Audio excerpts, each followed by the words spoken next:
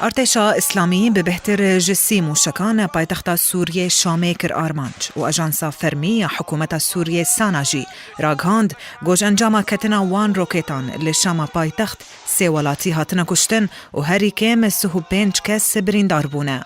جالی خواه و هفدمی ویکه بالفرین شرین ارتشا سوری هر دو باجارین دوما عربین دان بر بومبیان و هری کم سهولاتی کشتن و به دهان جی بریندار کرن. شروپفچونین دناف برا شروان اپوزیسیون و رژیم سوریه ده لپایتختاوی ولاتی شامه گورتر دبن و سر سبها ایروژی بهتر جسه روکیتان لتاخین جدا ین شامه کتن.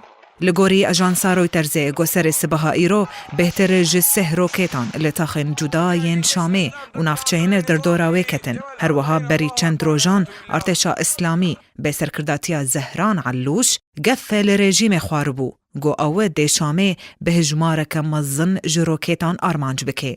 او فرماندرکی وزارت برگریا سوری جی هشیاریج آرمانج کرنا شامه جعلوش رشاند بو. روکتین گو ایرو لشامه کتنه لهر یک جتاخین مزه مالکی ابو رمانه جمارک حلبونی سبع بحرات عدوی و شاما کفن کتنه. جالی خواه اجانسا سوری یانوچیان سانا راگهاند گوش انجام کتنا وان روکتان سی ولاتی هاتنا کشتن و هری کم سهو پنج ولاتی بریندار بونه.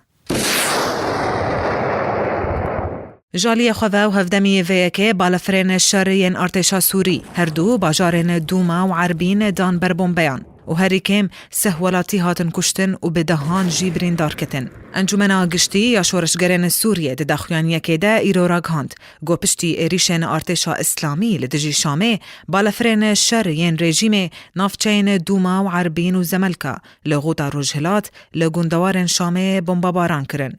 ود انجام ده هری کم 4 کس گودنا وان ده 2 زاروک جی هبون لنافچه عربین هاتن کشتن و هجمارک دنجی بریندار کتن. لگوری زانیارین انجمن نافبوری افروکین ارتشا سوری 20 ایریشن اسمانی لدوما پیک آنین. ودوان ایریشان ده 15 کس هاتن کشتن و به دهان بریندار کتن جبلی زیانین مادی گوگهشتن آواهین نشت جیبونه ینوی نافچه. دخویانی دازانین گو او موشکین جعالی اپوزیسیونی و لشامه انجام دابون موشکین کاتیو شابون والنزیکی کولج آنکو زانکوین شامه ین یاسا آداب آبوری کتنه.